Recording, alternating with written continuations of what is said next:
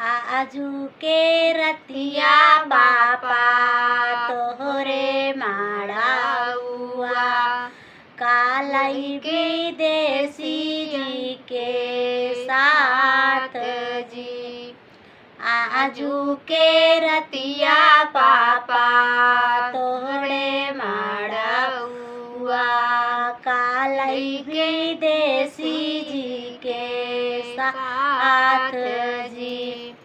इतनी बचाना जाबा सुना पापा धाई सोनारे लागे जाई जी।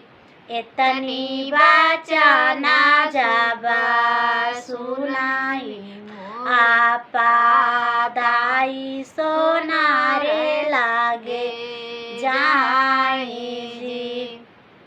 भीतराही बाट्या की बहरे सोनारावा हो बेटी जोगे गाड़े आपी जाड़ जी। भीतराही बाट्या की बहरे सोनारावा हो बेटी जोगे गाड़े लापी जाड़ जी। सोना काई पिजड़ा पापा भैया काई बाहुरिया हमरू के लिखा बाना बास जी।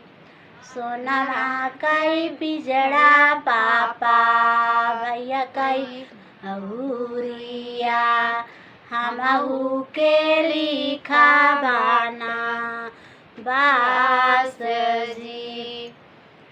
आजू की रतिया चाचा तोहरे माड़ावाना कालई विदेशी जी के साथ जी।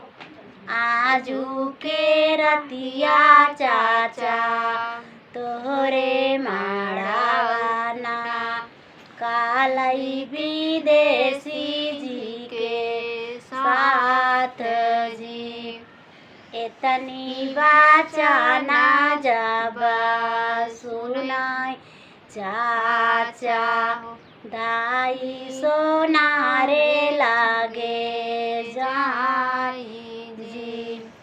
सोना भीतराही बाट्या की बहरे सोनारावा हो बेटी जोगे गाड़े लापी जाड़ जी। भीतराही बाट्या की बहरे सोनारावा हो बेटी जोगे गाड़े लापी जाड़ जी। सोनमा कई पिजड़ा पापा भैया कई बाहुरिया हमहू के लिखा बाना बास जी।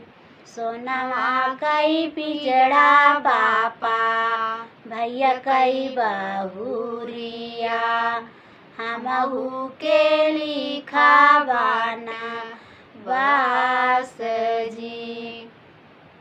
आजू की रतिया भैया तोहरे माड़ावाना कालई विदेशी जी के साथ जी। आजू के रतिया भैया तोहरे माड़ावाना कालई विदेशी जी के साथ जी। इतनी बचाना जाबा सुनाही भैया दाई सोनारे लागे जाई जी। भीतराही बाट्या की बहरे सोनारावा हो बहनी जोगे गाड़े लापी जाड़ जी। तरही बाट्या की बहरे सोनारावा हो। बहनी जोगे गाढ़े लापी जाड़ जी। सोनामा काई पिजड़ा पापा, सोनामा काई पिजड़ा भैया, भाभी काई तोहरी बहुरिया। हमहू के लिखा बाना बास जी। सोनामा काई पिजड़ा भैया, तोहरी बहुरिया हो। हमहू के लिखा बाना बास जी।